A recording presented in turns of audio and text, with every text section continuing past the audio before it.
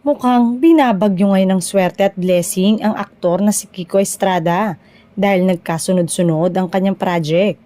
Hindi pa man natatapos ang matagumpay na TV5 primetime series niyang Lumuhod Ka sa Lupa.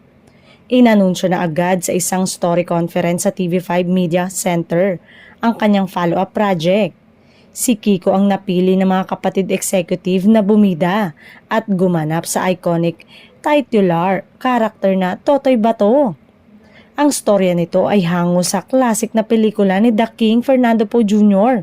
na gawa ng legendary comics creator at film producer na si Carlo J. Caparas. Matinding aksyon at bakbakan ang aasahan ng mga manonood dahil ang karakter ni Kiko ang magsisilbing tagapagligtas ng Pook Paraiso gamit ang kanyang kamao. Bilang Totoy Bato, makikipagmatigasan si Kiko laban sa malapader na makapangyarihang mga pamilya. Bigatin ang mga makakasama ni Kiko, mga batikan at ilan sa magagaling na aktor ngayon. Samantala sa panayam kay Kiko sa final media ko ng Lumuhod Ka sa Lupa, sinabi nitong mas doble ang nararamdaman niyang kaba pero mas nangingibabaw ang excitement.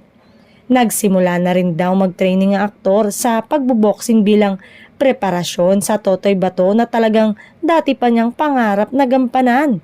Eto na nga umano ang ilalaban nila sa ABS-CBN serye na Batang Quiapo ni Coco Martin.